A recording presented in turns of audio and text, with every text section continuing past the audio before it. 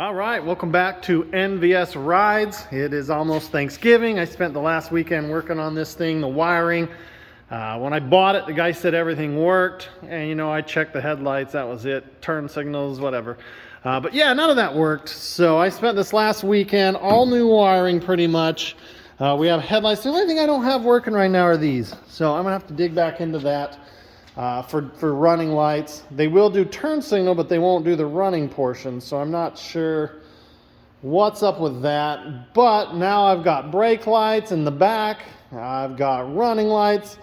I'm gonna look to get this heater fan replaced. That's on my list to do this week while I got a little time off. It does okay, it just, you can hear it's kind of had better days, I guess. It does blow heat, so that's good. I got to figure out how to get some temperature gauges going and things like that. It's got some gauges in it. I just don't think they're hooked up like everything else. But I mean, this thing, he said everything worked, but apparently you don't need a stop switch, which is up under there, to work. So over here, we've got oil pressure, doesn't work.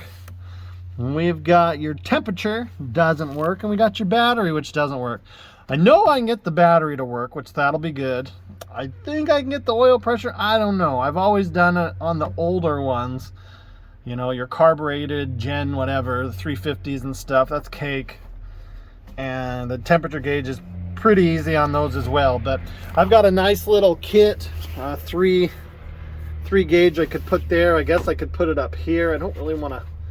This isn't that nice anyways, so I guess I could put it down on that. I would love to put a couple pillars up there up the side, but I don't know. I like to put the gauges in so I know if I'm going to overheat and die.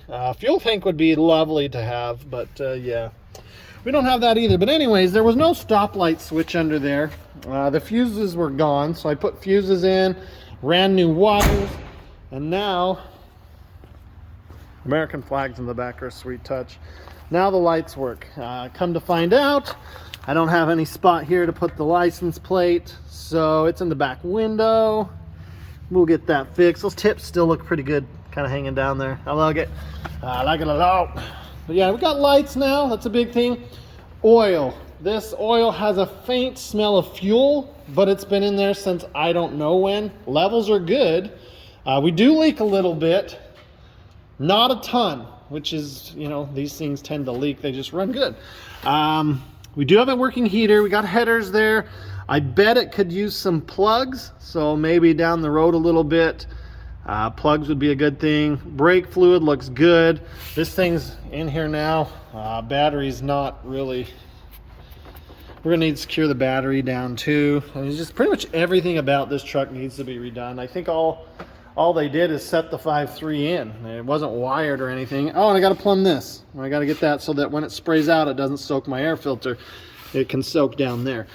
We got the tranny cooler hooked up. That wasn't hooked up. They had this, see those tubes? This was running to that one, and they just kind of ran through the tubes and back. Now they're actually running through how they're supposed to. I'm a little nervous about that, but it is what it is. This truck is coming along. As you can see over here, we got, I'm not putting too nice oil in it. This is your Walmart brand, Super Tech. The reason I'm running that is it's got the Dexos 1 sticker, and this is going to be run for just a little bit, and then I'm going to change it again because I feel like it needs to be flushed. So we got 6 quarts of that, and then we're just going to add a little bit here. Automatic transmission, Dextron 3 or Mercon. That's what these require. We got a couple funnels, and then we got a filter. The cool thing about this is I just looked up a 2000 Chevy for that. The truck itself, 85 parts. So I'm still good. Thank you for those that checked on me. I am good. Just been kind of knocking it out. Unfortunately, the Camaro is still sitting. We got some new bling on that. I can't wait to show you that. I've been just doing odds and ends, knocking things out. Keeping the battery tender on her. I bet this girl fires right up. But we got the Camaro. Everything is here now. It's just a matter of spending the hours to get it there. I've even got a return line path mapped out. And the you can see in there all the goodies needed for the return line. New fuel pump. We are doing that one, not those. I wish we were doing those. That would be cool while the tank's out. But a couple other fittings in there. We got a lot there. We got the tank inside, and we are looking good. This Camaro is going to get back up on the road here very, very quickly. And if I hurry, my tags from Tennessee will still be good that I can roll on this thing for a little bit. Cummins is just a sweet ride. I love this thing, man. Those of you guys that are new to the channel, we've had a lot of you join. This is a four-wheel drive, 5-speed Cummins turbo diesel 91, not 91 and a half, so it is non-intercooled. There's the 3-door Suburban, and it's got some new fun stuff under the hood. And there's Frostbite, one of the staples of this channel. He's got a boo-boo in the front. Not good. It's not bad, but you see it kind of bulging out there, and I just put air in it the other day, so it's just not seating right on the rim. I might have to just take it out of this small town and go to a big shop and have them do it right. But I'm going to give them one more shot at it, and we'll go from there. So there's Frostbite, but I'm going to get to work on this and let you know how it goes. Well, got the oil changed. Just ran a temporary line until I figure out what I want to do with it. She did good. Took it out for a ride. We went about 10 miles is all. I think there's a little rubbing in the front on the brakes maybe. Definitely needs an alignment, and it may need some steering. It's a little bit sloppy.